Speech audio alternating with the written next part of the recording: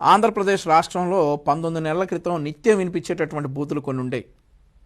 L కొడుకులు, అలాగే నీ అమ్మ మొగుడు, ఇట్లాంటి బూతులన్నీ కూడా ఆల్మోస్ట్ ఆల్ 19 నెలల నుండి ఎవరం కూడా వింటలా.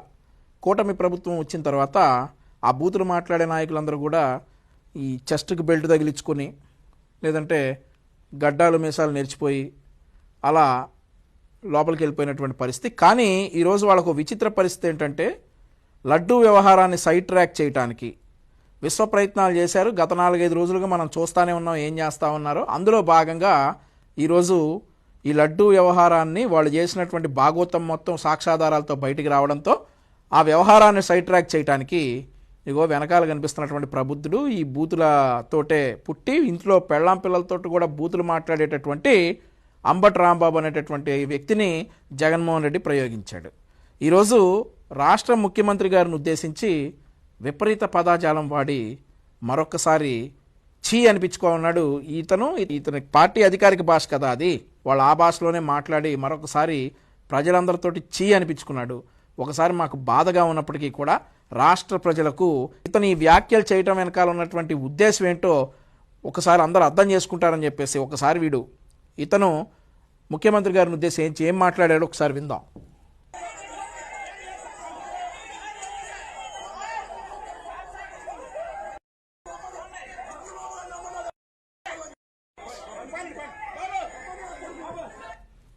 ప్రజలచే ఎన్నుకోబడినటువంటి రాష్ట్ర ముఖ్యమంత్రి వర్యులను ఉద్దేశించి ఎల్ కొడుకు, ఇతని అహంకారం, ఇంట్లో పెళ్ళాంతోటి, తల్లితోటి, చెల్లితోటి, కూతుర్లు ఉన్నారు ఇతనికి 3-2, వాళ్ళతోటి ఇతను ఇదే భాష మాట్లాడతాడేమో. ఇదే భాష మాట్లాడి ఇదే సంస్కృతిలో పెరిగినటువంటి ఇతను చేసినటువంటి వ్యాఖ్యలు. చంద్రబాబు నాయుడు గారు రావాలా? చంద్రబాబు నాయుడు గారి భక్తులుగా మేమొస్తే తట్టుకోగలవా? మేమొస్తే తట్టుకోగలవా చంద్రబాబు నాయుడు గారి భక్తులుగా? మా బూట్లు సౌండ్కి గుండెపోటు వచ్చి చస్తావు మేమొస్తే.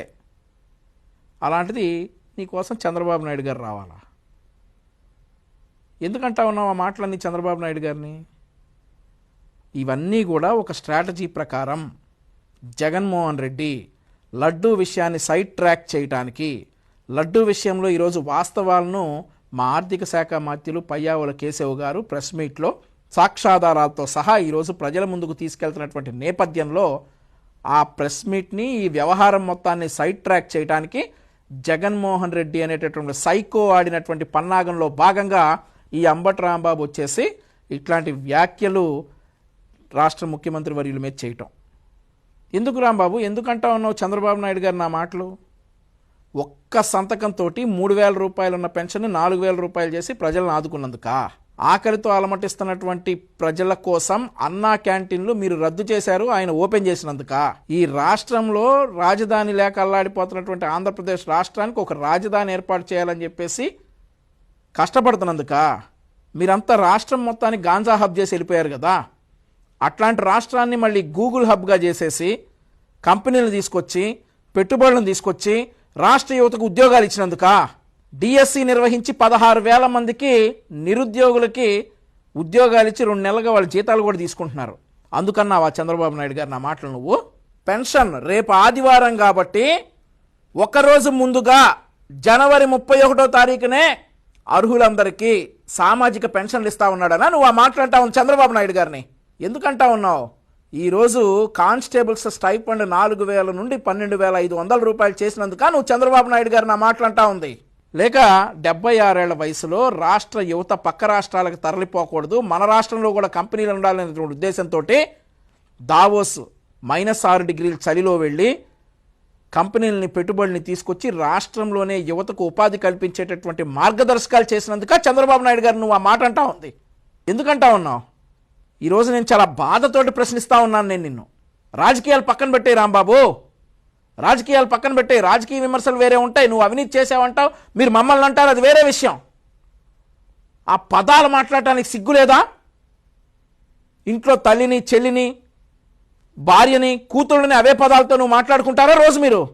నీకంత నోటి దురదగా ఉంటే ఆ పదాలు మేము ఎవ్వరిని అంటానికి మా మనసొప్పదు, మేము ఒప్పుకోం కూడా. కానీ నీకు ఆ పదాలంటేనే తెల్లారిద్ది అని అనుకుంటే రాష్ట్రానికి రాజధాని లేకుండా చేసినటువంటి వాడిని అనుకో. వాళ్ళ బాబాయిని వాళ్లే వేసేసి మా చేతిలో కట్టిపెట్టినోండి అనుకో, రాష్ట్రాన్ని గాంజా హబ్గా చేసేసి యువతను నిర్వీర్యం చేసినోండి అనుకో, అన్నా క్యాంటీన్లు రద్దు చేసి ఈరోజు ఎవరికి తిండి లేకుండా చేశాడు కదా 5 సంవత్సరాలు, అతను అనుకో నీకేమైనా అందలుచుకుంటే, రాష్ట్రాన్ని గాంజా హబ్గా చేసి యువతను నిర్వీర్యం చేసి ఉద్యోగాలు లేకుండా పక్క రాష్ట్రాలకు వలస వెళ్ళిపోయేటట్టు చేశాడు కదా, అతను అనుకో ఏమన్నా ఉంటే చంద్రబాబు నాయుడు గారిని ఎందుకంటావు? ఒక్క కంపెనీ కూడా లేకుండా చివరికి సాఫ్ట్వేర్ కంపెనీల నుండి అండర్వేర్ కంపెనీల వరకు రాష్ట్రం నుండి తరివేశాడు కదా, అతను అనుకో ఏమన్నా ఉంటే చంద్రబాబు నాయుడు గారిని అంటావా నువ్వు? ఈరోజు రాష్ట్రంలో జరుగుతున్నటువంటి పరిణామాలని సైడ్ ట్రాక్ చేయడానికి ఈ పదాలు వాడాడు అంబటి రాంబాబు. మరొకటి ఏంటంటే, గతంలో కిరణ్ అని మా కార్యకర్త జగన్మోహన్ రెడ్డి గారి భార్యను ఉద్దేశించి ఒక మాట అంటే అతన్ని 24 గంటలు తిరక్క ముందే అరెస్ట్ చేసి శిక్షించింది కూటమి ప్రభుత్వం. మరి ఇతని మీద కూడా చట్టపరమైనటువంటి చర్యలు తీసుకోవాలి, ఇతనిపై కూడా కేసులు పెట్టాలి, చట్టపరంగా అంబటి రాంబాబును శిక్షించాలని చెప్పేసి నేను ప్రభుత్వాన్ని విజ్ఞప్తి చేస్తా ఉన్నా. మరొకటి ఏంటంటే, ఈ విషయంపై అంబటి రాంబాబు జగన్మోహన్ రెడ్డి కోరుకుంటుంది ఏంటంటే, లా అండ్ ఆర్డర్ డిస్టర్బ్ అవ్వాలి. స్టేట్లో లా అండ్ ఆర్డర్ డిస్టర్బ్ అయితే లడ్డూ ఇష్యూ సైడ్ ట్రాక్ అయిపోతుంది, మనం చేసిన ఘనకార్యాలన్నీ కూడా పక్కగా పడిపోతాయని చెప్పేసేటటువంటి ఒక ఉద్దేశంతో అంబటి రాంబాబు జగన్మోహన్ రెడ్డి కలిసి తాడేపల్లి ప్యాలెస్ నుండి వచ్చినటువంటి స్క్రిప్ట్ తోటి ఆడినటువంటి డ్రామా ఇదంతా కూడా. మీరు ఇంకో విషయం గమనించాల్సింది ఏంటంటే, ఈ అంబటి రాంబాబుది ఫార్చ్యూనర్, కానీ ఇతని వాళ్ళు వచ్చింది ఇన్నోవాలో. అంటే ముందుగానే ఈ వ్యాఖ్యలు చేద్దాం మనం, ఆ వ్యాఖ్యలు చేసినాక మన కారు కాదు కదా, ఎవడో ఒకటి కారు పగిలిపోతే పగిలిపోయింది అని చెప్పేసి ఇతని కారు వేసుకురాకుండా వేరే కారులో ఎంత ప్లాన్డ్గా వచ్చాడో చూడండి. అంబటి రాంబాబు అనేటటువంటి వ్యక్తి ఇట్లాంటి పదాలు చేసినందుకు జీవితాంతం నువ్వు రిగ్రెట్ అయ్యేలాగా చేస్తాం, జీవితాంతం నువ్వు రిగ్రెట్ అయ్యేలాగా డెఫినెట్లీ చేస్తాం. మరొకటి ఏంటంటే, ఈరోజు కులాల కుంపట్లు పెట్టండి, మతాల కుంపట్లు పెట్టండి, నిద్రపోనటువంటి జగన్మోహన్ రెడ్డి, ఆంధ్రప్రదేశ్ రాష్ట్ర ప్రజలందరూ కూడా అప్రమత్తంగా ఉన్నారు. నీ కులాల చిచ్చులు మతాల చిచ్చులు గతంలో పెట్టావు కదా, తునిలో ట్రైన్లు తగలబెట్టి, మొన్నేమో పాస్టర్ ప్రవీణ్ పగడాల గారి విషయంలో పెట్టడానికి ట్రై చేసావు కదా మతాల చిచ్చులు, అట్లాంటి పప్పులు ఆంధ్రప్రదేశ్ రాష్ట్రంలో ఉడకావు. నువ్వు ఏం చేసినా నిజాలు ఎక్స్పోజ్ చేసి ప్రజల్లోకి చూపిస్తాం.